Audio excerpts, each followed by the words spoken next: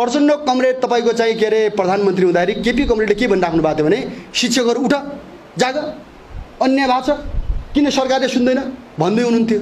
अब केपी कमरेड तपाईको चाहिँ सरकारमा जानुभयो, प्रचण्ड कमरेड भन्दै हुनुहुन्छ आन्दोलन नरोक है धोका हुन्छ। केपीजी भन्नुहुन्छ किन आई शिक्षक मलाई थाहै छैन भन्नुहुन्छ। प्रचण्ड कमरेड हुँदाखेरि केपीजी के भन्दै हुनुहुन्थ्यो जाग उठ लड तिमीलाई उ भएको छ अन्याय भएको छ भन्दै हुनुहुन्थ्यो। त्यत्रो भन्ने मान्छेलाई अहिले शिक्षक किन आछन् भन्ने थाहा छैन। चाहे चुनावबाट होस्, चाहे जनमतसङ्ग्रहबाट होस्, चाहे विद्रोहबाट होस्, सानातिना जस्तो अहिले भन्ने नि अहिले तपाईँको गणतन्त्र गइहाल्छ कि भन्ने चिन्ता आछ नि। गणतन्त्र जाँदैन, जान पनि सक्छ, यो दुइटै छ। जान्छ भने पनि किन भन्दा गणतन्त्रवादीहरूको यथास्थितिवादीहरूको असफलताले गर्दा जाने हो। जसरी पनि अहिलेको व्यथितिलाई टिकाउँछु र यसैमा मोज मस्ती गर्छु, जनतालाई मूर्ख बनाउँछु भनेर अहिलेको सत्ता चलाइरहेका शासकहरूले सोचे भने यो जान्छ, यो टिक्दैन। यो कसरी जान्छ भन्न सकिँदैन, तर जान्छ। यो अहिले शिक्षककै कुरा पनि हामी गर्छौँ नि। आज त छलफल हुँदैछ भन्ने सुझाव बिचरा विद्याजीले राजीनामा दिनु पऱ्यो कि जेसुकै कारण भयो भने एउटा महिला मन्त्री कोसिस गर्नुभएको थियो भने सुन्नुपर्छ नि। अब लिडरहरूको अभिव्यक्ति कति आजकल आइरहेको छ कि फेसबुकमा। प्रचण्ड कमरेड तपाईको चाहिँ के अरे प्रधानमन्त्री हुँदाखेरि केपी कमरेडले के भनिराख्नु भएको थियो भने शिक्षकहरू उठ जाग अन्याय भएको छ किन सरकारले सुन्दैन भन्दै हुनुहुन्थ्यो। अब केपी कमरेड तपाईको चाहिँ सरकारमा जानुभयो, प्रचण्ड कमरेड भन्दै हुनुहुन्छ आन्दोलन नरोक है धोका हुन्छ। केपीजी भन्नुहुन्छ किन आई शिक्षक मलाई थाहै छैन भन्नुहुन्छ। प्रचण्ड कमरेड हुँदाखेरि केपीजी के भन्दै हुनुहुन्थ्यो जाग उठ लड तिमीलाई उ भएको छ अन्याय भएको छ भन्दै हुनुहुन्थ्यो। त्यत्रो भन्ने मान्छेलाई अहिले शिक्षक किन आछन् भन्ने थाहा छैन। यसले के देखाउँछ भने यसरी होइन विषयलाई हेर्ने, समस्याबाट भागेर होइन कि समस्यालाई ट्याकल गरेर समाधान निकास दिएर हल हुन्छ नि। शिक्षकलाई पनि भन्नु पऱ्यो नि, कर्मचारी शिक्षकलाई पनि हामीले के भनेको छौँ भने खालि तलबै मात्रै बढाउनु भन्नुहोस् न। तपाईँहरू पनि कहाँबाट बढाउँ, हामी पनि सक्दैनौँ तिर्न। अब नेपालका 4 लाख शिक्षकको तलब बढाउने हो, अरू 3 लाख कर्मचारीको तलब बढाउने नि हामीले अहिलेको डबल कर तिर्नुपर्छ। पानीको कस्ट हिजो आज बिहान मात्रै मलाई एकजना वकिल साथीले सुनाउँदै हुनुहुन्थ्यो 6 ठाउँमा कर तिर्नुपर्छ अरे के वकिलले। यहाँ पनि दर्ता गर भनेको छ, त्यहाँ पनि दर्ता गर भनेको छ। ट्याक्स तिर्दा वकिलै भाग्ला जस्तो भइसक्यो भने। अब उद्योग हामीले नि अहिले सानातिना उद्योग दर्ता गर्न गएको छौँ हेर्नुहोस्, हामीलाई समेत हैरान छ कि 3 वर्ष लाग्यो कि एउटा सानो उद्योग दर्ता गर्नको लागि 3 वर्ष लाग्यो। जनतालाई कस्तो होला, सायद नेकपालाई किन त्यति लाग्यो होला जस्तो पनि लाग्छ भने हामीबाट सजिलै कमिसन खान पनि गाह्रै, नखाइ पनि नहुने। अनि कानुनका कुरा त यति छन् कि ओल्लो कोठाबाट पल्लो कोठा फाइल जानै 1 महिना लाग्छ कि। यस्तो देश अनि जान्छ त अगाडि, यस्तो बनावटी कुरा गरेर जाँदैन। त्यसकारण नेपालमा हामी के देख्छौँ भने ठुलो बहस सबैतिर जरुरी छ।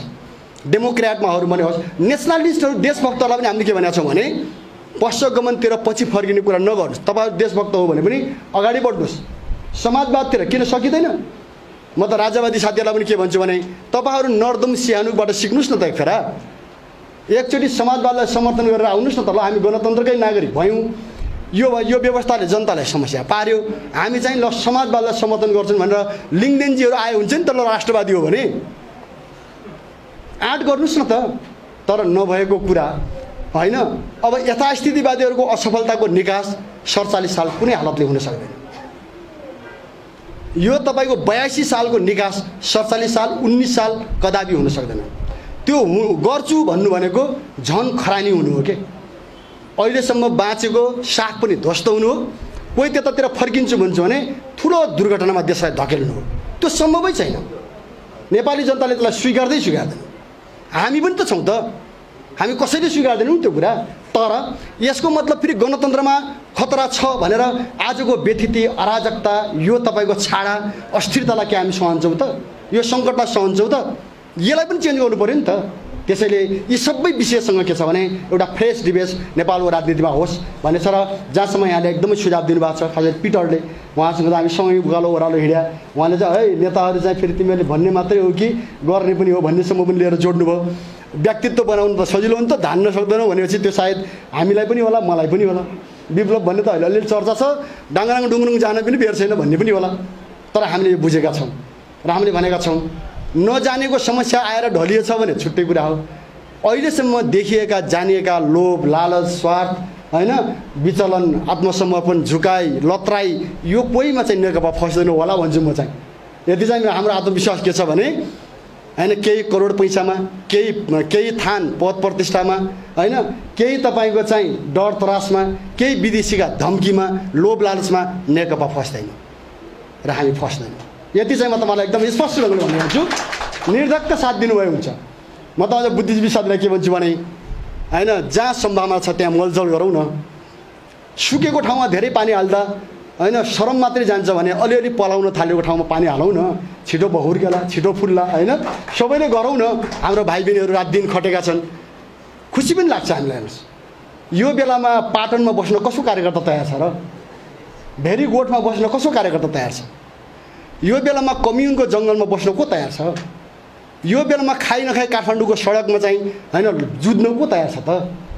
हैन यो बेलामा भन्दाखेरि एउटा त्यो के हो भने ट्रेन्ड हो, प्रवृत्ति हो। र यो हामीले इमानदारीपूर्वक गर्यौँ भने मलाई त के लाग्छ भने कुनै समय थियो हेर्नुहोस् विश्वभरिबाट कम्युनिस्टहरू नेपालमा आएर लड्छौँ भन्ने समय थियो, फेरि बनाउन सकिन्छ। त्यो कुनै स्वार्थको लागि होइन, नेपालको लागि, नेपाली जनता। योभन्दा कति थेक्ने नेपाली जनताले धेरै नै थेकिसके। यसलाई मुक्त गर्ने हो भने एउटा साझा प्रयत्न हामीले गर्नै पर्छ। सबै कम्युनिस्ट पार्टीभित्र यो बहस गर्नै पर्छ हैन। सबै माओवादी आन्दोलनभित्र यो छलफल गर्नै पर्छ हैन। तर्सेर आजका समस्याहरूबाट तर्सेर आरोप आउँछ कि भनेर कसैले संसदवादी भन्छन् कि कसैले विचलन भयो भन्छन् कि भनेर तर्सेर कोठाभित्र पर्चा लेख्नेमा सीमित हुने हो भने त्यो आन्दोलनले जनतासँग मेल खाँदैन। सामना गर्नुपर्छ, त्यहाँ दृढतापूर्वक सामना गर्नुपर्छ। त्यस्तै प्रकारले हामी के देख्छौँ भन्दाखेरि हैन अलिकति पाउने बित्तिकै लत्रिहाल्ने गइहाल्ने, आज एउटा बोल्ने भोलि एउटा बोल्ने फाइदाको लागि हैन, त्यो कुराबाट पनि दुनियाँको समाधान हुँदैन। त्यसले हामी आफूलाई चाहिँ पतन गराउने होइन पचल गराउने कुरा मात्रै हुँदो रहेछ। त्यसैले त्योबाट पनि बच्दै लान सकिन्छ भन्ने हामीलाई पुरा विश्वास छ। मैले अलिकति लामो राखेँ, किन राखेँ भन्दाखेरि यो विषयमा हामी सबै एकचोटि छलफल गरौँ न, एउटा नयाँ विचार विमर्शहरू पनि गरौँ। मैले त बुद्धिजीवी साथीलाई पनि भनेको छु, काङ्ग्रेस कम्युनिस्ट पनि धेरै नबनाउँ न। नेपाली समाजको रूपान्तरण आवश्यक भइसक्यो। स्थिरता चाहियो, 5 वर्ष चल्ने सरकार चाहियो, सत्ता चाहियो होइन। एकचोटि रेभोल्युसनरी बन्दुकै कुरा होइन भने पनि चुनावै हो भने कसरी हो त? यिनै मान्छे यिनै पार्टी यसरी नै हो त हैन, जसको रिजल्ट हामीलाई अलरेडी थाहा छ।